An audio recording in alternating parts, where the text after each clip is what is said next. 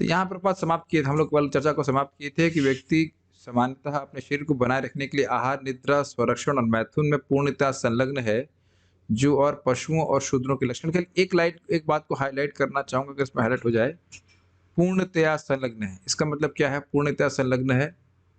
सोचने उसके बाद हाँ, उसके उसके बाद मतलब अगर अगर ऐसा कहा जाए उसके पास 100% एनर्जी है तो 25 लगा दी, अगर ऐसे मान लिया जाए या जिस भी रेशियो में लगाई, वो 4 क्रियाओं से बाहर उसके पास कोई अवकाश नहीं है कुछ करने के लिए।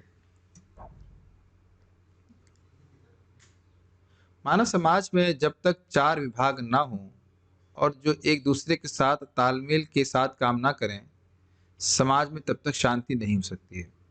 ये 4 विभाग हैं ब्राह्मण, क्षत्रिय, वैश्य और शूद्र। इन विभागों की चर्चा श्री कृष्ण ने भगवद गीता में इस प्रकार की है। थोड़े स्पेलिंग मिस्टेक से चातुर्वर्ण्यम मया सृष्टम गुणकर्म विभागशः तस्य कर्तारमपि मां विद्य कर्तारमव्ययम्। भौतिक प्रकृति के 3 गुणों और कर्म के अनुसार मानव समाज के चारों वर्ण मेरे द्वारा रचे गए थे। इस व्यवस्था का कर्ता होने पर भी मुझ अविनाशी को तुम अकर्ता ही जानो। मानव समाज में मनुष्यों के ये 4 वर्ग स्वाभाविक हैं, कृत्रिम नहीं, क्योंकि इस भौतिक जगत में प्रत्येक वस्तु प्रकृति के 3 गुणों सतगुण, रजोगुण और तमोगुण के अधीन कार्य कर रहा है। देखिए एक बहुत अच्छा फोटो यहाँ पे रखा गया है। यहाँ पे एक मालिक है जो अपने एक सेवक को कार्य में नियोजित कर रहा है और सेवक कार्य में नियोजित है और दोनों सोच रहे हैं कि हम स्वतंत्र हैं। यस, ये बहुत अच्छी थीम यहाँ पे सामने प्रस्तुत हो रही है, क्योंकि हम लोग सोचते हैं कि सामने वाला व्यक्ति जो बर्ताव कर रहा है वो फ्री है, लेकिन हर व्यक्ति इस जगत में गुणों के प्रभाव में बंधा हुआ है। और आप आश्चर्य भी करेंगे कि प्रभुपाद यहाँ ऐसा क्यों कह रहे हैं कि गुण वर्णाश्रम की व्यवस्था के अनुसार नहीं चलेंगे तो व्यक्ति अशांत रहेगा। अब देखिए थोड़ा समझने का प्रयास कीजिए, ये तो मुझे अब बहुत अधिक अनुभव हो रहा है।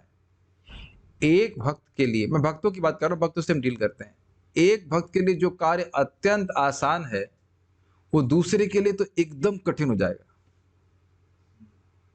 और जो समझ पा रहे हैं मेरी बात, जैसे फॉर हमारे बहुत सिंपल एग्जांपल, हमारे कविराज प्रभु को ये मेडिसिन बनाओ, ये पाक बनाओ, वो बनाओ, वो बड़ी रुचि है और मेरा संकल्प भी नहीं उठता है कि मैं कोई भी पाक बनाऊं। हाँ, कुंभी पाक तो अलग चीज हो गया, लेकिन समझ रहे हैं। अगर आपसे मैं भी कह दूं राहुल, आप बुद्धिमान है रामकृष्ण प्रभु की, आप कल से ज्योतिष पढ़ना शुरू कर दीजिए।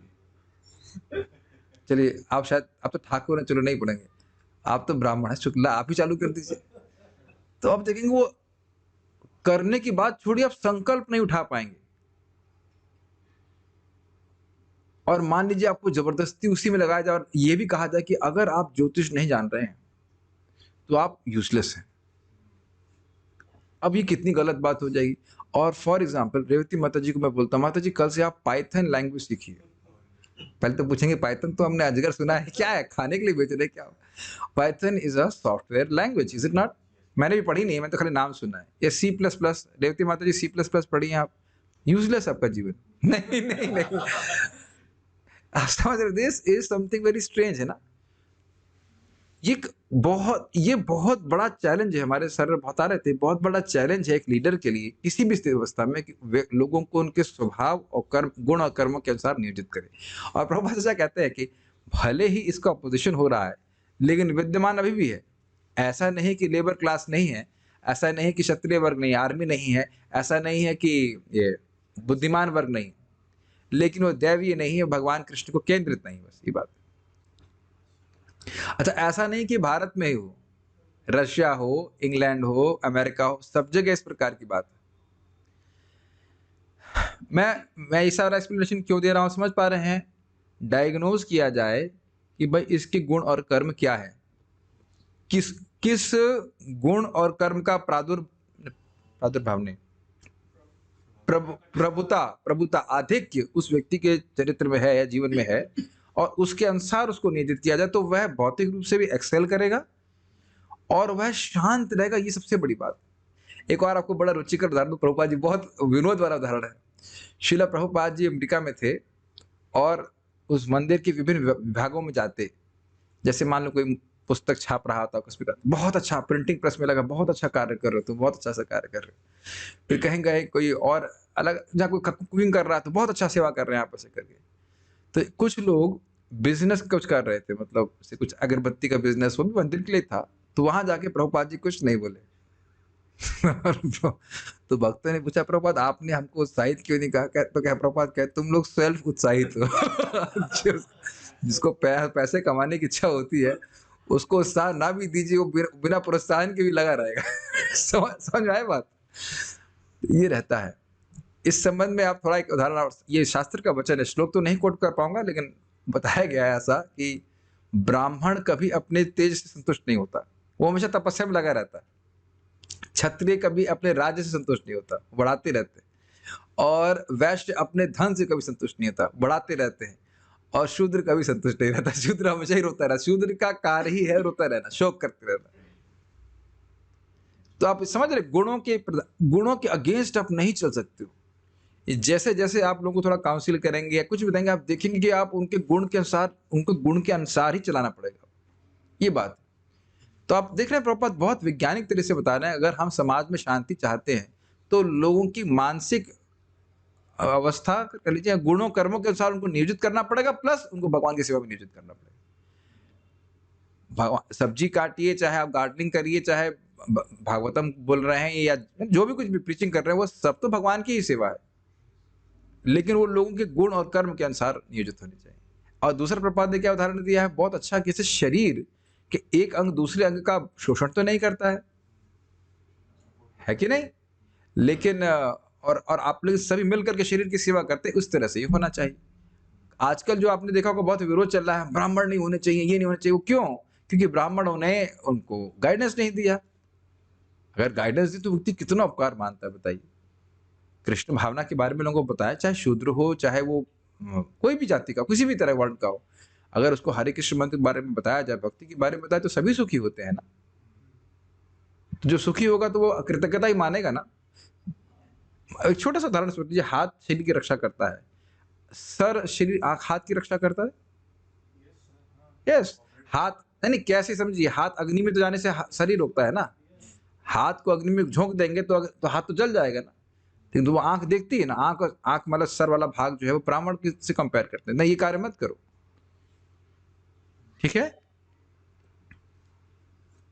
जब तक हम इस भौतिक जगत में हैं तब तक प्रत्येक व्यक्ति को एक ही श्रेणी में नहीं रखा जा सकता, क्योंकि प्रत्येक व्यक्ति प्रकृति के 3 गुणों के अधीन कार्य कर रहा है। अब मैं समझता हूं कि बात बहुत क्लियर हो गई है। And we have to like sympathise, कैसे क्या, एम्पैथाइज विद एम्पैथी। ऐसा नहीं कि अब सब लोग भागवत क्लास में बैठ ही जाएंगे और मैं जबरदस्ती करूं तो होता भी नहीं। इसलिए स्पेशली हमारे आश्रम में हम एनकरेज कर रहे हैं उन लोगों को ज्वाइन करने के लिए, भाई तुम पहले देख लो, ये थोड़ा ब्राह्मणिकल कल्चर है। सुबह उठना, जाप करना, क्लास सुनना, और ऐसा नहीं कि प्रोजेक्ट ट्रेनिंग कब समाप्त होगी। ट्रेनिंग नहीं है, वो जीवन है। वही वही जीवन है, ऐसा नहीं कि ट्रेनिंग। हमारे एक प्रभु सामने बैठे, आप देख रहे हैं, आप कहते हैं आप कुछ सोच रहे थे कि आश्रम में रहें, ये रहें, हमने कहा आप देख लीजिए पहले सारा कुछ विस्तार। याद आ रहा है आपको? नहीं आपको याद है? आपको भी तो आप बात सोच रहे थे, हमने कहा नहीं आप गोविंद निवास में रह लो, क्योंकि एकदम से बहुत स्ट्रिक्ट वातावरण में आने में लोगों को परेशानी होती है। अच्छा, इसका अर्थ यह नहीं कि वो व्यक्ति भक्त अच्छा नहीं है, लेकिन एक वातावरण क्रिएट किया गया ना। ऐसा नहीं कि कल 4:30 बजे क्या करना है, तो जी आज क्या प्लानिंग है, वही प्लानिंग है जो कल थी, मंगल आरती, उसके बाद जप, उसके बाद ये ऐसे करते चले। और आप जान रहे हैं कि हमारा ये जो जीवन शैली है ये केवल आश्रम लिमिटेड नहीं है, अभी जूम में भी एक्सटेंशन हो रहा है। ऑटोमेटिकली जो लोग थोड़े ब्राह्मणिकल हैं, जिन्हें कृष्ण कथा साधना इत्यादि में रुचि है, वही इस कार्यक्रम से आकर्षित हो रहे हैं। Does it make sense? आप देख रहे हैं ना, ऐसा तो कोई बात नहीं कर रहे, कुछ फ्लैम्बॉयंट बात हो रही हो या कुछ चटपटी बात हो रही हो, ऐसा कुछ है नहीं। जो लोग इस प्रकार से रुचि लेते हैं and it works very nicely, is it not? है कि नहीं? कोई बाध्यता नहीं है इस प्रकार से। तो कुछ और भी ऑर्गेनाइजेशन होगी जिसमें पैसे की की बात हो रही होगी, तो उसमें भी लोग वहां पे रुचि देखेंगे। हाँ, प्रयास किया जा रहा है कि सभी लोग को कृष्ण भावना दिया जाए, लेकिन एक अब मेरी बात मैं समझा पा रहा हूँ, इसलिए culture is it not where people are kind of pretty much materially satisfied, भौतिक रूप से ज़्यादा कुछ नहीं चाहिए, और कृष्ण कथा और शास्त्र अध्ययन पढ़ने में थोड़ा रुचि रखें। देखिए ये सब चीज़ें फोर्स नहीं की जा सकती हैं। अब मुझसे कहो कि अगर मैं गन लेकर के जाऊँ, युद्ध करने जाऊँ, तो मेरा तो संकल्प ही, आप लोग को कभी संकल्प उठता है कैसे कुछ करा जाए? कुछ भी नहीं होता। और ये ध्यान रखिएगा, हम लोग गीता में पढ़ चुके हैं इस बात को, कि जो क्षत्रिय युद्ध में मरता है, धर्म युद्ध में, और एक सन्यासी, दोनों को बराबर गति प्राप्त होती है। इससे पहले मैं आगे जाऊं, ये हम लोग बहुत स्पष्ट रूप से पढ़ चुके हैं इस बात को। दैवी और आसुर विभाग में पहला जो श्लोक है ना, वहीं पे बताया गया है कि देखिए, हर वर्णाश्रम के अनुसार हर वर्ण का अलग अलग कर्म है, गुण है, और जब वो उस गुण का पालन करता है तो उसके लिए दिव्य है, उसको दिव्यता की ओर लेके जाता है। जो युद्ध में मरते हैं वो तो स्वर्ग में जाते हैं ना। मैंने कहा जो युद्ध भूमि में मरते हैं धर्म युद्ध में, ये वाला नहीं जो आज के चल रहा है, ऊपर से बम गिरा दिया से नहीं, लेकिन जो धर्म युद्ध में मतलब मरते हैं, वो लिखा है स्पष्ट, सन्यासी और सन्यासी, जो सन्यासी को गति प्राप्त होती है सूर्यलोक क्या उसके ऊपर, वही एक क्षत्रिय को प्राप्त होती है। हम लोग 8वें अध्याय की टीका में पढ़े भगवत गीता में। अब आज के टाइम में जो युद्ध होता है उसको कहना बड़ा मुश्किल है। देखिए जैसे अभी चाइना और भारत के लोग युद्ध किए, तो ये आमने सामने का युद्ध था, बीच में था ना, वो 20 लोग मारे गए थे, निश्चित स्तर की प्राप्ति है, निश्चित, उसमें आप कोई डाउट नहीं कर सकते। देश की रक्षा करने के लिए सामने सामने, आप कोई आकर बटन दबा के और किसी को बम गिरा दे, इसको तो धर्म युद्ध नहीं कहेंगे। ये भी तो नहीं कहा सकता कि आपने पशुपात अस्त्र चला दिया, कुछ तो नहीं चलाया है, बटन दबाया, वो हम लोग से मान लो गीता क्लास कर रहे हो तो बम गिरा दिया, ये कोई तरीका थोड़ी ना है। वो युद्ध उससे करो ना जिसके पास दो, आप ही सोचिए कि छोटी सी बात आ रही, क्षत्रिय में अगर वो अस्त्र गिर जाए तो भी अटैक नहीं करते थे, यहाँ तो उन लोग पे अटैक कर रहे हैं जो अटैक ही नहीं कर रहे हैं। ये भी चलो मान लेता कि चलो मैं और आप युद्ध कर रहे हैं, आपको शस्त्र करके मैं मारूं, लेकिन आप युद्ध ही नहीं कर रहे हो तो मारने क्या मतलब हुआ है? हो सकता है वो चाय की दुकान में चाय पी रहा हूं, ऊपर से बम गिरा दिया, ये तो हास्यास्पद बात है। हमारे पास कुछ है ही नहीं मारने को, कुछ ना लड़ने के लिए, ना हमारी दुश्मनी भी है, सामान्य जनता को दुश्मनी भी नहीं होती, लेकिन जैसे ये लोग आपस में लड़े, जो लोग भी आपस में लड़े, देश की रक्षा के लिए लड़े, तो सर जाते हैं ऐसे लोग। अगर माइक पे पूछेंगे तो अच्छा रहेगा, लेकिन बहुत हम देखिए, बहुत विस्तार मत कीजिए, खाली मैं इतना बोल रहा हूँ कि गुणों के अधीन व्यक्ति कार्य कर रहा है। मैं एक और आपको उदाहरण दूंगा, मुझसे एक भारतीय सेना का एक सैनिक, उसका नाम था रजत, तो वो आया, तो उसको मैंने कहा एक माला करने के लिए, अब उसके लिए वो बहुत भारी हो रहा है, और जबकि देखो कितना कठिन कठिन परिश्रम करते हैं वो लोग। और ऐसा नहीं कि कोई भी नहीं सैनिक कर पाता, हम एक व्यक्ति से मिले जो टैंक चलाते हैं, 8 माला करते हैं, लेकिन उनके लिए स्पेशली इतना रजगुण है, बड़ा फिट था, बोला अच्छा कमांडो था, वो क्या बोला, गोली चला लेगा, आतंकवादी को मार देगा, सब कुछ कर लेगा, लेकिन वो 108 गोली जो है उतनी भारी लग रही थी उसके, बहुत भारी लग रहा था। होता है, एक बार आपको हंसी हंसी आएगी, परम पूज्य गोपाल कृष्ण महाराज से एक व्यक्ति आके बोला, महाराज जी अब सेवा बताओ, अब सेवा बताओ, कोई भी सेवा करूंगा, कितना करोड़ लाना, ये लाने वाला। तो महाराज बोले ऐसा करिए, आप 2 माला जप कीजिए। वो पसीना छूट गया, उसको 2 माला करना उसके लिए बहुत भारी है। तो हम लोग को लगता है कि इसमें 2 माला करने में क्या, तो बच्चे लोग भी कर लेंगे, लेकिन एक्चुअली ऐसा है नहीं, बड़े लोग भी नहीं कर पाते, गुणों का प्रेशर बहुत ज्यादा है, समझ रहे हैं? आप देखो हमारे ग्रुप में हम देखते हैं, तो हम डांटते नहीं है, कुछ लोगों को चीट डे चाहिए ही, एक चीट डे समझते हैं, आप आज नहीं मंगल आरती जाना है, आज जप नहीं करना है, कुछ कुछ बहाना करके, बहुत व्यस्त है, बहुत ये वे करके, इज इट नॉट? वो सब गुणों का प्रभाव है जिसके कारण अधीन होकर व्यक्ति कार्य कर रहा है। यहां तक कि ये बात भी किसी को समझ में नहीं आएगी, जो भक्ति कर रहा है उसको समझ में आएगा, नया व्यक्ति समझ ही नहीं पाएगा।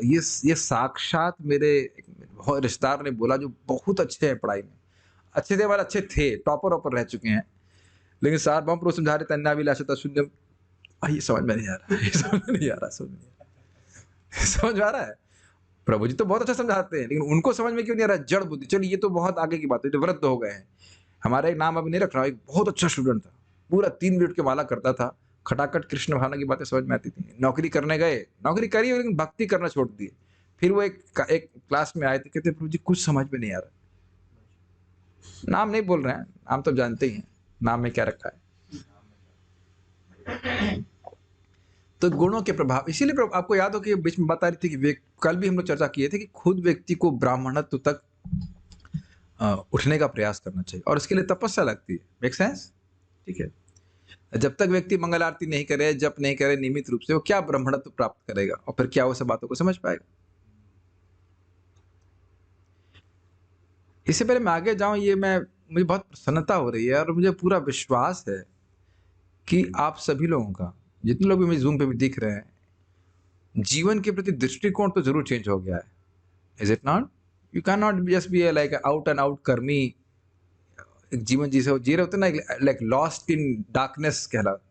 जैसे हमारे माता पिता ने जन्म जिया, उस तरह का जीवन तो मैं नहीं समझ रहा हूँ कि कोई भक्त जी सकता है अब, अगर साधना कर ली। इतनी हाई तो नहीं रह रही है कि हाय तोबा के अलावा भी प्रभु जी पता नहीं आप मेरी बात समझ पा रहे हैं मैं क्या कह रहा हूँ? जैसे लाइक बस नो एमलेस लाइफ, उस तरह का जीवन नहीं जी सकता कोई भक्त। तो बहुत अच्छी बात, मैं इससे पहले आगे जाऊं, बहुत अच्छी बात बता रहे थे चैतन्य चरण प्रभु। A Brahmana does not belong to this world. Although he's in this world, but he does not live in this world. ये समझ में आई बात? एक ब्राह्मण जगत में रहता है लेकिन जगत का होकर के नहीं रहता, उसकी दृष्टि ही बिल्कुल अलग रहती है। मैं यहाँ का हूं, मैं absorbed emotionally in this world, no. और जितना हम जब अच्छे से भक्ति करते रहेंगे, वो दर्शन आपके दर्शन को चेंज करता रहेगा, ये दृष्टि प्रदान करता रहेगा। समझ पा रहे हैं? कृष्ण भावना का दर्शन। जैसे फॉर एग्जाम्पल, एक भक्त हमारे आश्रम से बिना बताए चले गए, मैं कोई खराब बर्ताव उनसे नहीं किया, इमीडिएटली श्लोक मन में आ रहा था, ससंयुनक्ति विनक्ति चा। वही कृष्ण है जिनके कारण लोग साथ में आते हैं और दूर चले जाते हैं। कोई नेगेटिव बात तो, गुस्सा आने की तो बात छोड़ दीजिए, वही श्लोक सामने दिख रहा था जो युधिष्ठिर महाराज, कौन बोल रहा है, कौन बोल रहा है? नारद जी बोल रहे थे। एकदम आप लोग संग भी ऐसा होता है, मतलब कुछ जीवन में कुछ परिस्थिति आती है और श्लोक सामने आपके आ जाता है, कुछ शिक्षा सामने आ जाती है, उसको आप रिएक्टिव वे में एनालिसिस नहीं करते। I hope you are able to understand मैं क्या कहना चाहता हूँ। बस जो ये हुआ घटना, उसको रिएक्ट करना शुरू कर दिया, ऐसा नहीं। बहुत अच्छी बात है। बहुत सारी बातें उधर चले गए, हम खाली ब्राह्मणत्व के बारे में बात कर रहे थे। बाकी बात यहाँ पे हो रही कि हर व्यक्ति प्रकृति के गुणों के अधीन है। और इसमें भी आप समझिएगा, जब आप किसी को कृष्ण भावना देने का प्रयास कर रहे हो, वो नो नो नो नो कर रहा है, उसको गुण उसको होने नहीं दे रहे, ये समझने का प्रयास। You have to be accommodating also in that. किंतु जब हम इस त्रिगुणात्मिका भौतिक प्रकृति के परे हो जाते हैं, तब वहां समता हो जाती है। इसका क्या अर्थ है? मान लीजिए कोई क्षत्रिय के प्लेटफॉर्म से चला, अब वह भक्ति करने के द्वारा शुद्ध भक्त बन गया। कोई ब्राह्मण जाति से जो भी कहीं पैदा हुआ, वह भक्ति करके शुद्ध भक्त बन गया, तो अब वो दोनों समत्व के स्तर पे हैं। परीक्षित महाराज और सुखदेव गोस्वामी दोनों एक ही स्तर पे हैं, दोनों ही परमहंस हैं। बाह्य रूप से वो बोल रहे हैं मैं तो क्षत्रिय बंधु हूँ, ये हूँ, नम्रता के रूप में, नम्रता के कारण, लेकिन दिव्य दृष्टि से कोई अंतर नहीं। जैसे आप देखो, रामानंद राय जी क्या है, कायस्थ परिवार से, लेकिन भगवान के पार्षद है, दिव्य स्तर पे है। और महाप्रभु भगवान है ही, लेकिन ब्राह्मण है, सन्यासी है, लेकिन किससे शिक्षा ले रहे हैं? एक कायस्थ, वो भी गृहस्थ से। I think this is clear now. हाँ, रघुनाथ दास गोस्वामी भी कायस्थ परिवार से थे, लेकिन महान वैष्णव है। तो जब कोई व्यक्ति गुणों के ऊपर चला गया, तब ये सब प्रभाव नहीं दिखाता। उस समय ये सारे वर्ग और भेद नष्ट जाते हैं। अतः अब प्रश्न यह उठता है कि इस त्रिगुणमयी प्रकृति के पार कैसे पहुंचा जाए? इसका उत्तर है, कृष्ण भावना भावित बनना ही भौतिक प्रकृति से परे जाना है। जैसे ही हम कृष्ण भावनामृत में स्थित होते हैं, हम भौतिक प्रकृति के तीनों गुणों से परे हो जाते हैं। ये श्लोक मेरे पीछे बोलेंगे, माइक है आप लोगों के पास? बहुत अच्छा श्लोक है। माम च यो व्यभिचारेण भक्ति योगेन सेवते स गुणान् समतीत्येतान् ब्रह्म भूयाय कल्पते। जो पूर्ण रूप से मेरी अनन्य भक्ति के द्वारा मेरी सेवा करता है और किसी स्थिति में उससे पतित नहीं होता, वह तत्काल प्रकृति के गुणों को लांघ कर ब्रह्मभूत स्तर पर पहुंच जाता है। इसको समझने का प्रयास कीजिए, बहुत अच्छा श्लोक है। माम च यह मतलब जो, मतलब देखिए कई बार ये मैं आपको हिंट दूंगा, ये कई बार जब भी यह आ रहा है तो यह में उपाधि का अपेक्षा नहीं है, इस अर्थ में आ रहा है कि भाई स्त्री हो कि पुरुष हो, नपुंसक हो या कोई भी बच्चा हो, बूढ़ा हो, यह में आपको ये तो नहीं बोला जा रहा कि कौन, यह मतलब जो, यानी जो कोई भी, ये समझ लीजिए। आप प्रथम स्कंद के तीसरे अध्याय में देखेंगे कि जो इन अवतार की लीला को ऐसे यह पठेत पुमानस का जो पढ़ता है तो उसमें कहते हैं इसमें वर्णाश्रम की अपेक्षा नहीं, ब्रह्मचारी हो, गृहस्थ हो, सन्यासी, चाहे कोई भी हो।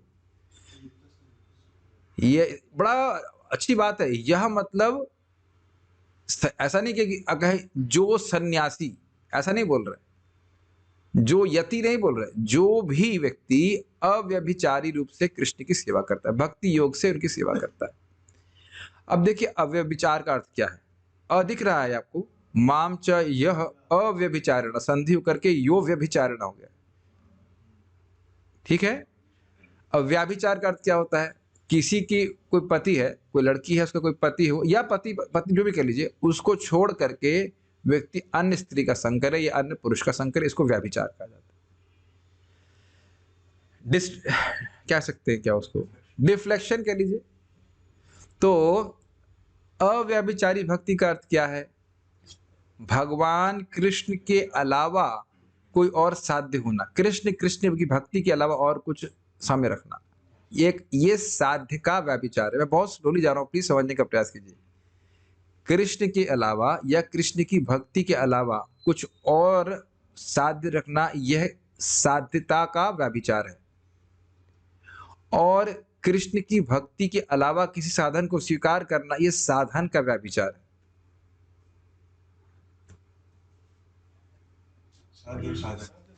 साधन भी उसका भक्ति है और साध गोल जो है वह भी है कृष्ण की भक्ति।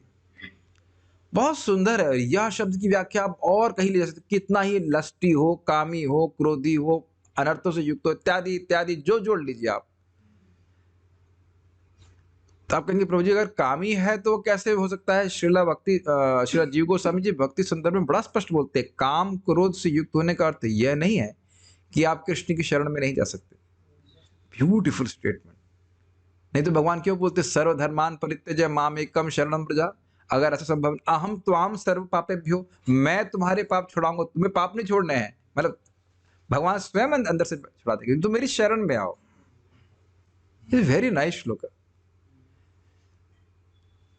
यानी कि और जो एक और अंडरस्टैंडिंग इसमें यह भी है कि कभी भी भक्ति करना छोड़ता नहीं, there is no cheat day in bhakti. 6 दिन तो कर ही लिया, अब आज थोड़ा सा अंदर हरारत लग रही है। हरारत समझते हैं हरारत, like you feel like fever is not manifesting, लेकिन गुनगुनाने हरारत, हम हरारत कहते हैं, आज हरारत लग रही है। आज जब नहीं, आज प्रभु जी के जूम पे तो पीना नहीं है हम लोग को, थोड़ा चाय पी लेंगे ना।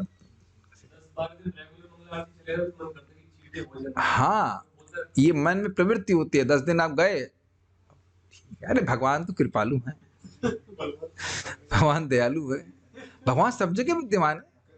यहाँ मेरे रूम में भी फोटो है, देखो हमारा से करके, ये मन की प्रवृत्ति। तो आप देख सकते हैं कि ये प्रवृत्ति है। तो इस तरह से नहीं, फिर वो गुणों से पार होना कठिन होगा। नेहा भी कर्मनाशि सुना नहीं आपने, जो जितना कर ले जितना बन जाए उतने आगे बढ़े, इस तरह से बहुत सारे श्लोकों को स्मरण करता है। हाँ, तो ये सब चीजें, तो ऐसा नहीं, नियमित भक्ति करता रहेगा तो ब्रह्म हुआ है कल्प।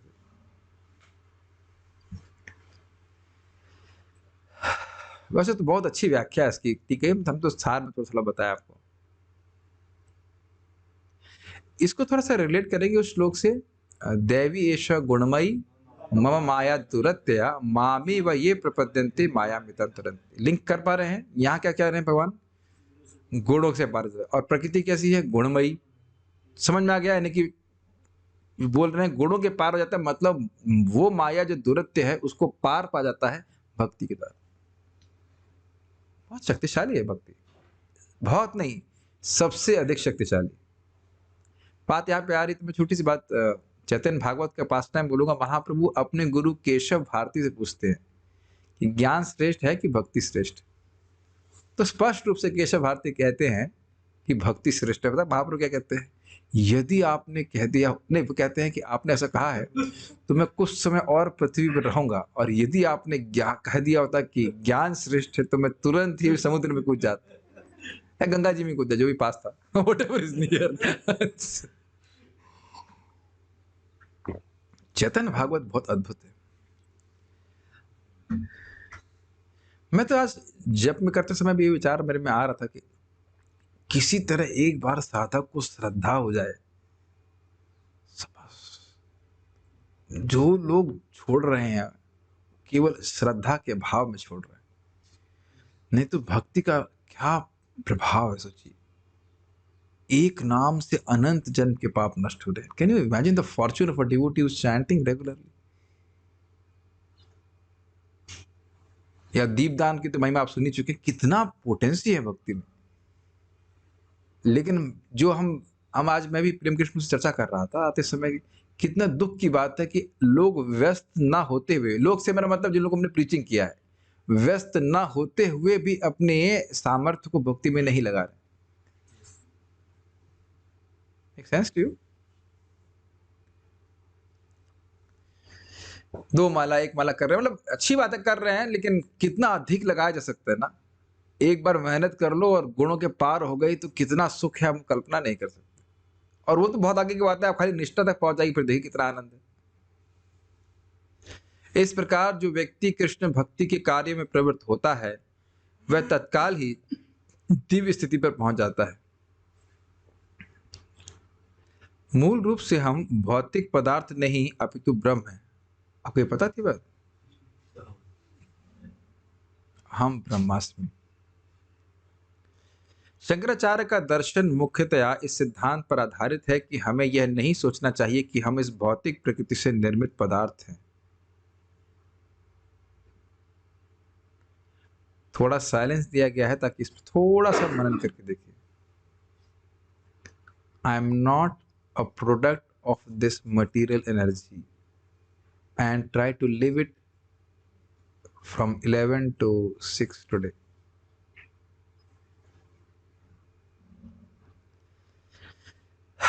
Difficult, especially in terms of identification, पहचान के रूप में। मुझे तो हंसी आती है कि कितने हमारे भक्त इसी चिंता में पड़े हैं कि लड़की की शादी कैसे होगी, as if this is the highest thing which has to be meditated upon. इसके बिना तो कैसे होगा बताइए। वो मैं खाली देखिए, मतलब मैं मजाक क्या बना, वो जो रूटिंग होती है ना, रूटिंग, वो चेतना उसी संकीर्णता में रूट हुई। मैं कैसे, मैं भाषा सही बहुत कठिन तो नहीं हो रही है, वो वही फंसे हैं, उसी दायरे में फंसे हैं कि बस, हाँ उसी नैरो, उससे आगे कुछ नहीं। मैं ये नहीं कह रहा हूँ कि कुछ कर्तव्य नहीं करना चाहिए, but is this the only thing we have to worry about? क्या बताइए, क्या यही बस केवल यही चिंता हमारे जीवन में रहे? और कितना अमेजिंग है ना कि मान लो जिस लड़की की शादी कर दी उसने भी, अब ऐसा नहीं कि इक्वेशंस वहां पर सॉल्व हो जाती हैं। आपने सुना होगा मैथमेटिकल इक्वेशंस वो क्या होते हैं, डाइवर्जेंट सीरीज होती है ना, जो कभी कन्वर्ज नहीं करती है। आप लोगों ने पढ़ा होगा मैथमेटिक्स में, फैलती जाती है डाइवर्जेंट, हाँ पढ़े होंगे आप लोग, डाइवर्जेंट सीरीज मैथमेटिक्स पढ़े हैं।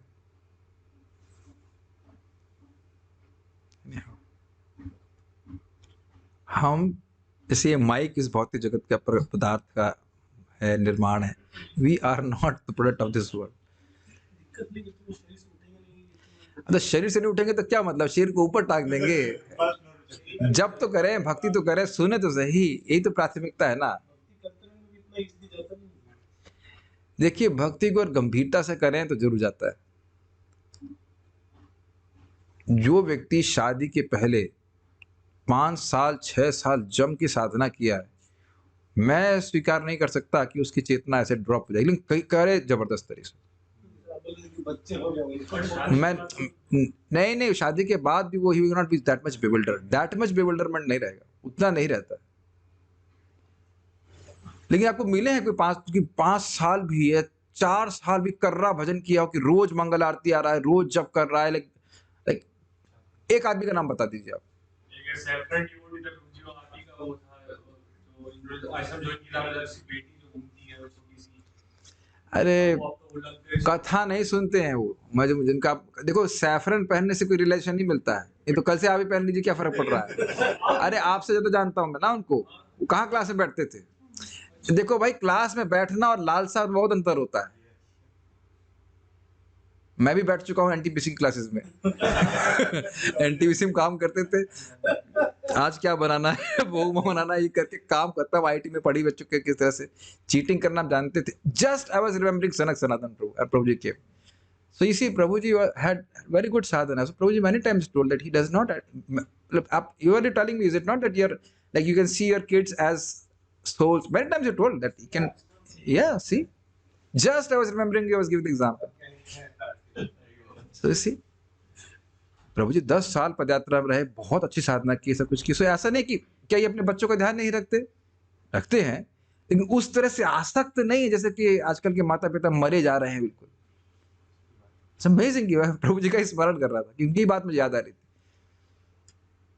मैं आज इस पे बहुत गहरे रूप में विचार कर रहा था कि क्या प्रभाव होता होगा कि 5 से 25 साल तक आप ब्रह्मचर्य का पालन करें पुरुषों के बारे में, और गुरु जी के अंडर में रह करके शास्त्र अध्ययन करें, तब कोई व्यक्ति गृहस्थ में भी जाएगा तो वो गृहस्थी ऐसा आजकल की नहीं होता है जो मारा जाता है रेशमी कीड़े की तरह कोकून में फंस जाएगा, ऐसा नहीं होता है। ये बहुत अच्छी बात है।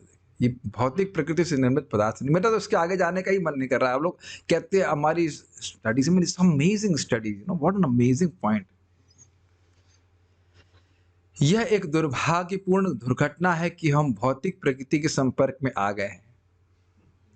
अब इसको ऐसे देखिए, इसको इंग्लिश में प्रभुपाद जी कहते हैं best use of a bad bargain. आपने वैसे ना अमेजोन से कुछ प्रोडक्ट ऑफर अपने ऑर्डर किया, वो आ गया है और क्या कहते हैं नॉन रिटर्नेबल है या जो भी है, रिप्लेसमेंट नहीं है, तब जो है उसी का उपयोग कर लीजिए।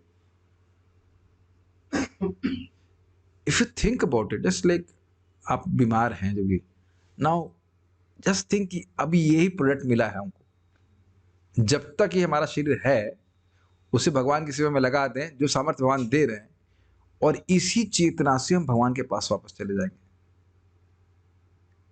इससे पहले मैं आगे जाऊं, इस कंसेप्ट समझ में आ रहा है आपको? Instead of trying to adjust material situation and wait कि ये ठीक हो जाएगा तब मैं भक्ति करूंगा, जिस तरह से सामर्थ्य अभी दिए हैं, है कि नहीं, हर व्यक्ति का अलग अलग सामर्थ्य होता है, वहीं से भक्ति करना शुरू कर दे। मटेरियल एडजस्टमेंट करने का प्रयास नहीं करे। मैं होल्ड कर रहा हूं ताकि बात समझ में आए। हाँ, ये स्वाभाविक है, अगर आप ऐसी परिस्थिति में है कि आप भक्ति नहीं कर पा रहे हैं, तब तो कुछ एडजस्टमेंट जरूर करना चाहिए। हाँ, प्रभु जी ने बोला था, ठीक है, अब मैं 14 घंटे का जॉब कर रहा हूँ, बस इसी में रहकर जितनी भक्ति हो जाए तो ठीक है। वो भी ठीक ही है, कर दिया जाए, लेकिन ऐसा चुनाव नहीं करना चाहिए। You can't wait for even good health. अच्छा हेल्थ हो जाए अच्छी बात है। अब ये जैसे हमारा प्रोजेक्ट ट्रीटमेंट कर रहे हैं तो कभी बुखार ऊपर जाता है, कभी नीचे जाता है, तो इसका ही वेट करता रहूंगा, जब पूरा ठीक हो जाऊंगा तब भक्ति करूंगा तो हो गया। You can't stop that, is it not? कर्मानुसार ऊपर नीचे होता ही चला जाएगा। ये लाइन कितना सुंदर, आप लोग को सुंदर नहीं लग रही है? ये एक दुर्भाग्यपूर्ण दुर्घटना है कि हम भौतिक प्रकृति के संपर्क में आ गए हैं। मान लीजिए खुदा ना खास्ता आप में से कोई पाकिस्तान की जेल में फंस जाए, तो कोई को शुभ शुभ बोलो, ऐसे तो you don't like to be there, is it not? वहां से निकलने का प्रयास करेंगे, वहां क्या परिवार बनाएंगे। बहुत अच्छी बात बोल रहे हैं। वास्तव में हमारा स्वरूप यह है कि हम आत्मा ब्रह्म हैं और हमें उसी मूल स्वरूप को जागृत करना। इतना इतना अमेजिंग लाइन है। Every day we should remember this, every day. जहां हम जाप कर रहे हैं, क्यों कर रहे हैं? इस महामंत्र से हमारा ये स्वरूप प्रकाशक मंत्र है, हमारा स्वरूप जागृत हो जाए। Then you will see the quality of our chanting, the effort in our chanting. एक एक लाइन कितनी अद्भुत है ना। We have no business fighting like cats and dogs in this material world. People may fight with us, but we have no business fighting with them. लोग हमसे झगड़ा कर सकते कुछ करें, लेकिन एक बार आप उस कसौटी को रखें कि आत्म साक्षात्कार मेरे जीवन का लक्ष्य है, तब भी झगड़ा करेंगे, जरा विचार कर लीजिएगा। और मैं बहुत दिन के लिए जगत में नहीं हूं, ध्यान रखिएगा। आपको लगता है बहुत दिन के लिए? Any time. क्या बात बात बहुत अच्छी बात महाराज बोल रहे थे, मैं कुछ शेयर करना चाह रहा था। मैंने सुबह बताया था भक्तों, भूल गया।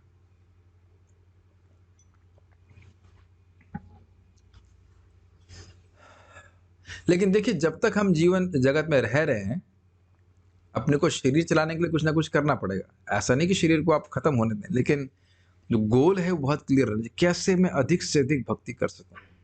This has to be. जितना जल्दी एक भक्त इस बात को समझ लेगा, at the end of his life he will have gained so much more. वो अपनी एनर्जी को व्यर्थ के प्रयासों में, व्यर्थ के इन्वेस्टमेंट में नहीं लगाएगा। ये अगर लगाना भी पड़ रहा है तो एटलीस्ट कम से कम। ओके, समझ में आ रहा है? जब तक ये अवेयरनेस रहे कि मैं हूं कौन। आपको लग रहा है भाई, हम जो भक्तों से मिलते थे ना, बहुत मिलते हैं, तो जो बातें करते हैं, जो एस्पिरेशन रहती हैं, उससे नहीं क्लियर समझ में आ रहा है कि वो आत्मा के रूप में अपनी पहचान कर रहे हैं। यह भौतिक जीवन एक व्याधिग्रस्त स्थिति है। जैसे बहुत सिंपल सी बात है, अभी प्रभु जी का हम ट्रीटमेंट ले रहे हैं, तो जैसे दवा खाते हैं बुखार बढ़ जाता है, और ये भी अद्भुत वैद्य है। हाँ, बढ़िया चल रहा है आपका बुखार। उन्होंने कहा आप पहले भी डॉक्टर हो जो बोल रहा है बुखार बढ़ने से अच्छा है। वो तो क्या समझ रहे कारण क्या, वो अंदर से बुखार बाहर निकल रहा है। बट एक बात मैं बिल्कुल क्लियर समझ रहा हूँ कि ये मेरी एटलीस्ट शरीर की ये स्वाभाविक स्थिति नहीं है कि मैं हमेशा बुखार बना रहा हूँ। और ये भी पता है कि is a part of the treatment, 3-4-6 महीने लगेगा, उसका शायद उसके बाद में शायद कोई बीमारी नहीं होगी ना। ऐसा कोई नहीं है, ऐसा कोई ऑफर नहीं है, लेकिन उसके बाद भी कुछ नेक्स्ट होगा, तो इनको सेवा भी चाहिए ना। कल्टीवेट जीव तो जीव नवा भाई। तो खैर जो भी है, तो इस प्रकार से ये व्याधि का स्थिति मेरी नेचुरल स्थिति नहीं है। और हमारी व्याधि किस रूप में है? आत्मा के रूप में हमारी हैप्पी कंडीशन क्या है? न शोचती न कांक्षती। एकदम क्लियर है। और आप अपने चित्त में देखिए कितना शोचती कांक्षती चलता रहता है, ये चाहिए वो चाहिए, ये चाहिए चाहिए, ये मिल जाता था, नहीं मिला, नहीं, वो ऐसे करके। तो मूल बात हमारी क्या है? ग्लानि रहित अवस्था। ग्लानि समझते हैं? हाँ, लेमेंटेशन। तो प्रसन्न होते चले जाएंगे। मैं परम पूज्य क्या महाराज का नाम है, आपके गुरु महाराज का नाम भूल गया मैं, सुभाष स्वामी महाराज। आप देखो महाराज कितने प्रसन्न रहते हैं ना। जस्ट मैं महाराज के प्रवचन बहुत ज्यादा नहीं सुना, थोड़ा सुन, लेकिन just see Maharaj happy, is it not always happy? हमेशा प्रसन्न रहते। उनके भी शरीर में कुछ ना कुछ तो थोड़ा बहुत तो लगा ही रहता है, लेकिन ऑलवेज हैप्पी। तो रूट कारण क्या है समझ रहे हैं? न शोचती न कांक्षती। और इसमें कोई कठिनाई नहीं है। नाम जप करते करते अपने आप सारी ग्लानि, कथा सुनते सुनते, भगवान का नाम जप करते करते सारी ग्लानि समाप्त हो जाएगी। ये नहीं मिला, वो नहीं मिला, ये हो जाता, वो हो जाता। तो ये व्याधिग्रस्त अवस्था, ये डायग्नोसिस नाड़ी परीक्षण समझ में हो रहा है ना कि क्या है। तो हृदय में देखिए कि अभी शोचती कांक्षती चल रहा है क्या? बिल्कुल चल रहा है। तो अभी हम थोड़ा व्याधि से ग्रसित हैं। भगवान की भक्ति करते करते सब अन्याभिलाषिता शून्य हो जाएंगे। जब हम ब्रह्म में स्थापित हो जाते हैं, तब हम फिर से हमारी स्वस्थ अवस्था में जाते हैं। तो हम 100% तुरंत प्राप्त हो जाते हैं, जो हमें 100% तुरंत प्राप्त हो जाती है। ये एक अच्छा फोटो रखा गया है थर्मोमीटर का। तो श्रील प्रभुपाद को बड़ा अच्छे तरह से कहते हैं, ये यही एग्जाम्पल ही देते हैं कि जैसे टेम्परेचर मुंह में डालेंगे तो थर्मोमीटर डालेंगे तो दिखा देगा कि 104 है कि 103 है। उसी प्रकार से हमको देखना होगा कि भक्ति कर रहे हैं तो ये भौतिक इच्छाओं का लेवल कम हो रहा है कि बढ़ रहा है। और बढ़ना तो नहीं चाहिए, अगर अपराध नहीं करते तो कम ही होना चाहिए, फ्री होता है व्यक्ति। Make sense? तो ये सब बातें यहाँ पे बोल रहे हैं कि this is very nice example. क्या कितना मेरा शौक और मेरी लालसाएं क्या भौतिक इच्छाएं कितनी कम हुई हैं पहले से, देखना चाहिए। ओके। जब हम श्री कृष्ण की सेवा करते हुए भौतिक प्रकृति के तीनों गुणों से परे हो जाते हैं, तब हमारी स्थिति क्या हो जाती है? क्या हम शून्य बन जाते हैं? कुछ दार्शनिकों का मत है कि इस भौतिक जीवन से मुक्ति पाने के बाद, इस भौतिक शरीर के निर्वाण के बाद हम शून्य हो जाते हैं। और अद्भुत बात है कि ये व्याख्या भी नहीं कर, वो ये व्याख्या नहीं करते कि कौन शून्य हो जाता है। ये शून्यवादी लोग, बौद्ध लोग आत्मा के बारे में कुछ नहीं बोलते। आत्मा शब्द उनकी वोकैबुलरी में नहीं है। आत्मा, परमात्मा, ये सब नहीं बोलते वो। कौन, आप लोग सर्च कर लेना, बौद्ध लोग में कभी बोलते हैं आत्मा के बारे में? सोल मानते ही नहीं। तो अब पता नहीं क्या शून्य हो जाएगा। शरीर से क्या शून्य हो जाएगा? तो फिर अगर ये देखा जाए, मतलब अजीब सी बात है, अगर शरीर खत्म होने के बाद सब शून्य हो जाएगा तो शरीर तो ऐसे ही खत्म हो जाता है, तो साधना करने की क्या जरूरत है? आपके अंदर कुछ ज्ञान छुपा हुआ है, आप उस ज्ञान को करके आपको अपने वास्तविक स्वरूप में आप बुद्ध बन जाएंगे। मुझे नहीं, बुद्ध बन जाएंगे हो सकता है, ये तो वेरिएंट होगा, वेरिएंट वर्जन होगा बौद्ध में। तो देखने वो कुछ ऐसे मन की बात है, ऐसा होता नहीं। यह एक भयावह सिद्धांत है। स्वभाव से एक जीव शून्य की ओर आकर्षित नहीं होता। फिर मैं आपको ध्यान आकृष्ट करूंगा उसी प्रश्न पे, एक माता जी ने पूछा था जीएलए में कि यहाँ देखिए आप लोग भक्ति कर रहे हैं, बढ़िया है, सब चल रहा है, खा पी रहे हैं, सब सेवा कर रहे हैं, और जब आप लोग मुक्त हो जाएंगे तो कुछ करने के लिए नहीं रहेगा।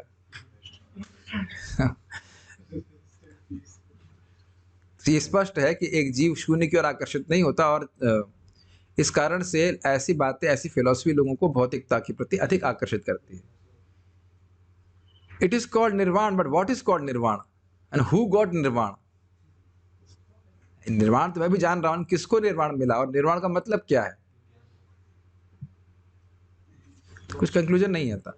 हाँ, माइक पे पूछिए, माइक कहाँ है?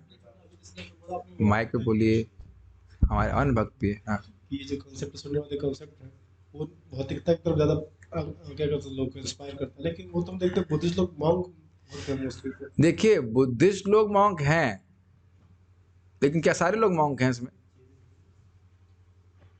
अभी क्या मैं नाम नहीं लेना चाहता, लेकिन ये बात प्रभुपाद जी प्रथम स्कंद के पहले श्लोक में बोलते हैं, और ये वास्तविक बात है।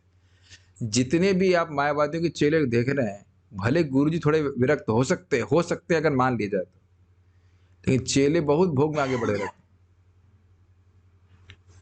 ये साक्षात हमारे एक रिश्तेदार है, उनकी सास ने हमें मुंह पे बोला, पहले हम एकादशी करते थे, भक्ति करते थे, बड़े नियम पालन करने पड़ते हैं, जब से अभी निरंकारियों को मानने लगे हैं बड़ा अच्छा हो गया, अब कोई नियम नहीं पालन करना पड़ता। तो नियम का मतलब क्या हुआ? नियम ना पालन करने का मतलब क्या हुआ? भोग। अब फिर से वो भक्ति में कुछ आ रही हैं, मतलब जब कर रहे हैं, भक्ति करना, तो वहां कोई है ही नहीं। जब निराकार है तो क्या डांटेगा आपको, बताइए? क्या धर्म का मतलब रह गया? इसके ऊपर, इस पर थोड़ा मैं कुछ कहना चाहूंगा। Why, how much we are attracted to varieties. बड़ा रुचिकर है, आप लोग एक्सपेरिमेंट करके, आप लोग करना, मैं नहीं करूंगा, आप लोग ट्राई कर लेना कभी। ये आप तो किए एकादशी में कुछ नहीं खाते ना, तो अगली बार एकादशी में आप कुछ नहीं खाना, पर आपकी इच्छा करना, और उसके बाद अपना नहीं खाने से पहले वजन नापना और खाने के बाद वजन नापना, सेम ही रहता है। और मेरे जैसा व्यक्ति की तो हालत खराब हो जाएगी, अरे बहुत वीकनेस लग रही है, बहुत कमजोरी आ गई, बहुत ये हो गया है, बहुत वो हो गया है। वास्तविकता ये नहीं, वास्तविकता ये है कि कुछ टेस्ट चाहिए। और महाराज समझा रहे थे, परम पूज्य भक्ति विज्ञान महाराज बड़ा सुंदर कह रहे थे कि आप मानो एक ऐसे रूम में हो जहाँ सब कुछ वाइट हो। हाँ, एकदम माइक वाइट, कपड़ा वाइट, और बीड बैग वाइट, चश्मा, ये सब वाइट, सब कुछ वाइट हो। तो खाने की वैरायटी नहीं, आपको कलर्स की भी वैरायटी चाहिए। इस रूम में देखिए कितनी वैरायटी है, wood colour, black colour, white, विभिन्न प्रकार के माइक, लैपटॉप इत्यादि इत्यादि। We want variety. पहले भी प्रभुपाद इसको समझा चुके हैं कि variety is a mother of enjoyment करके। हाँ, तो इस प्रकार से तो उधर तो कुछ है नहीं, आकर्षण से वापस आप ही करते हैं।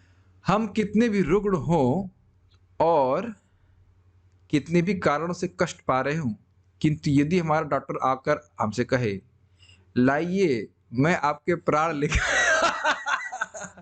लाइए मैं आपके प्राण लेकर आपकी सारी व्याधियों को समाप्त कर देता हूं, तो हम तुरंत कहेंगे नहीं नहीं, मुझे मारने के बजाय मुझे रोग से कष्ट पाने दीजिए। कितना सुंदर है। देखो ये मानो वाकई ये डॉक्टर मुस्कुरा के कहे कितना सुंदर फोटो लगाया गया है। मुस्कुरा करके, क्यों आप दुख पा रहे हैं, शून्य में समा देता हूँ, आपको खत्म कर देता हूँ, न रहेगी आंख न रहेगा दर्द। तो यह तो कोई सोल्यूशन नहीं हुआ। प्रभुपाद की बुक्स अमेजिंग है। Physicians like है ना, भक्ति साई साहब की story, Physicians like, पता नहीं। almost वैसे ही है। अच्छा, हम मात्र अपने दुखों का अंत करने के लिए भी मारे जाना पसंद नहीं करते। इस प्रकार यह सिद्धांत कि भौतिक जीवन के पश्चात शून्य ही रह जाता है तनिक भी आकर्षक नहीं है, और ना यह तथ्य ही है। ये बात समझ में आ रही है। त्रिगुणात्मक स्थिति का वर्णन एक शून्यता की स्थिति के रूप में नहीं किया जा सकता है। ये बात प्रपात करें, उससे किसी को कोई आकर्षण नहीं होगा। हम तो सच्चिदानंद विग्रह अर्थात सनातन आनंदमय और ज्ञानमय हैं। हरि बोल। आप ये नहीं कर सकते यहाँ पे, आप बाहर जाइए। हाँ, अभी 5 मिनट के बाद आप आइए, 5 मिनट के बाद। अभी आप कुछ मत करिए, उसको छोड़िए, आवाज आप कर रहे हो। 5 मिनट के बाद जाइए। हम तो सच्चिदानंद विग्रह अर्थात सनातन आनंदमय और ज्ञानमय हैं। हम उन परम भगवान के अंश हैं। भगवान सच्चिदानंद विग्रह हैं और हम लोग गुण की दृष्टि से उनसे अभिन्न हैं। समुद्र के जल की एक बूंद चाहे कितनी भी छोटी क्यों ना हो, उतनी ही खारी होती है जितना कि पूरा समुद्र। Every drop in the ocean counts. Okay, इसी प्रकार भले ही हम केवल सूक्ष्म अणु आत्मा क्यों ना हो, हम में भी वे सभी गुण विद्यमान हैं जो परमात्मा में हैं, लेकिन मात्रात्मक दृष्टि से नहीं, गुणात्मक दृष्टि से। हमारे शून्य होने का तो प्रश्न ही नहीं उठता, क्योंकि एक जीवात्मा के रूप में हमारे आध्यात्मिक गुणधर्म अपनी अनंत विविधता में वही हैं जो भगवान के हैं। किंतु यदि इस भौतिक जीवन में निराशा के कारण हम आत्महत्या कर लें, तो उससे हमारे दुखों का अंत नहीं होता, अपितु हम और दूसरे दुखों को उत्पन्न कर लेते हैं। यदि कोई व्यक्ति आत्महत्या का प्रयत्न करता है किंतु उसमें सफल नहीं होता या किसी प्रकार बच जाता है, तो वह राज्य के विधान के अनुसार दंड का भागी होता है। उसी प्रकार प्रकृति के नियम आत्महत्या को एक अपराध का कृत्य मानते हैं। हमारे इस भौतिक जीवन का अंत केवल एक अनंत सच्चे आनंदमय जीवन को प्राप्त करने के उपरांत ही हो सकता है। हमें केवल हताशा के कारण इस जीवन के दुखों का अंत करने का प्रयत्न नहीं करना चाहिए, अपितु हमें ऐसे कार्यों में संलग्न होना चाहिए जो हमें आध्यात्मिक जीवन की उच्चता प्रदान करें। यहाँ पे रुकेंगे, बस इस कंसेप्ट को समझने का प्रयास कीजिए। प्रभुपाद कह रहे हैं कि जैसे इस जगत में सुसाइड कोई ऑप्शन नहीं है, सुसाइड से व्यक्ति सुखी नहीं होता, और उसको अगर वो बच गया तो सरकार दंड देती कि तुम अपने को मारने का प्रयास किए। ऐसा होता है? होता ही होगा। प्रभुपाद कह रहे हैं तो होता है। आप लोग तो लॉ पढ़े होंगे, ऐसा होता है? होता है, ठीक है। और दूसरी बात है, प्रकृति के द्वारा भी दंड होता है। अगर वो आत्महत्या करता है तो भूत प्रेत बन जाता है, ऐसे करे, कभी करना नहीं चाहिए। अब ये बात प्रभुपाद सुसाइड की लाए क्यों? देखिए, सुसाइड व्यक्ति करता क्यों है? दुखों से मुक्त होने के लिए नहीं किया है। देखिए, दुखों नहीं ना पहले अगर आप कहें कि आप दुखों से मुक्त होने के लिए, तो ये सफिशिएंट नहीं है। जो चाहिए तो वो नहीं, जो चाहिए वो नहीं मिला, ये भी सफिशिएंट नहीं है। गलत नहीं है, सफिशिएंट नहीं है। भाई हमको बहुत सब व्यक्ति को सब मिल जाता है क्या? तो सभी लोग सुसाइड कर रहे हैं। जो उसे मिलता था वो उसे मिलना बंद हो गया। जो मिलता था वो मिलना बंद हो गया। आप लोग सब सही बोल रहे हैं, लेकिन आप समझिए बात, सफिशिएंट कंडीशन क्या है? हताशा। प्रभुपाद जल्दी उम्मीद ही छोड़ दिया कि हमको अब कुछ प्राप्त होगा, हमें मिल ही नहीं सकता जो भी हम प्राप्त करना चाहते हैं। अब आप देखिए, इसी हताशा को आप भक्ति में मैप कर, सॉरी, आध्यात्मिक जीवन में मैप कर दीजिए। कोई तरीका नहीं है इस जगत से बाहर निकलने का। आप इसको थोड़ा समझने का प्रयास कीजिए। भक्ति विज्ञान महाराज इसी बात को समझा रहे थे। ये जो बौद्ध धर्म है ये भगवान को बहुत ही क्रूर रूप में प्रस्तुत करता है। इस जगत से तुम बाहर नहीं निकल सकते हो और इस जगत में दुख है। एकमात्र तरीका क्या है? अपने अस्तित्व को नष्ट कर लो। आप समझ में आ रहा है? बहुत सूक्ष्म बात है। इसीलिए अब कोई व्यक्ति ये कहाँ समझ रहा है कि भगवान सच्चिदानंद विग्रह है, अपने भक्तों से प्रेम करते हैं, अतिशय प्रेम करते हैं, उनके संग वो लीला कर ही रहे हैं या करते रहेंगे। इस तरह की बात पता न होने के कारण व्यक्ति हताशा में इस प्रकार की आध्यात्मिक आत्महत्या को स्वीकार करता है, सोचता है कि सोल्यूशन है। जिस प्रकार से इस भौतिक जगत में व्यक्ति भौतिक रूप से हताश हो जाने पर सोचता है हम कुछ नहीं कर सकते, अच्छा मर जाए। यही होता है ना, हम कुछ नहीं कर सकते इस परिस्थिति में, अच्छा है मर जाए। तो उसी, अब उसको मैपिंग कर पा रहे हैं आप? उसी प्रकार से आध्यात्मिक जीवन में व्यक्ति सोचता है कि हम तो दुखों से निवृत्त हो नहीं सकते, कोई आध्यात्मिक सत्यता है नहीं, बस अपने आध्यात्मिक स्वरूप को ही नष्ट कर ले, अच्छा है। तो ये चीज दंडनीय है। ये कोई, भगवान इसको अप्रिशिएट नहीं करते, भगवान इसको इसकी सराहना नहीं करते, अच्छी बात नहीं। अब कैसे वर्णाश्रम हमको सहायता करेगा प्रगति करने में, चेतना में, उसको हम आगे देखेंगे। ओके। एक वक्त बोल रहे हैं कि एक उनको बुद्धिस्ट मॉन्क ने कहा कि Buddhahood, they seek Buddhahood within themselves. Buddha को अपने हृदय में देखते हैं। They find Buddha wisdom purity etcetera in themselves, they don't talk about soul. हाँ, तो वही बोल रहा हूं, आत्मा के बारे में नहीं बात करते, बुद्ध को अपने के अंदर ढूंढते हैं। तो लेकिन बुद्ध तो जीरो हो गए होंगे ना, बुद्ध तो जीरो हो गए हैं। वो तो आप जीरो को ढूंढ रहे हैं। आप क्या सोच रहे हैं? देखिए एक बात है, वैदिक ज्ञान के अलावा जो कुछ भी ज्ञान है उसमें अपूर्णता है और कुछ ना कुछ गलती है, तो उसको नहीं स्वीकार करना चाहिए। Okay, so we shall stop here. Thank you all for coming. Srila Prabhupada की जय। ताई गौर प्रेमानंदे।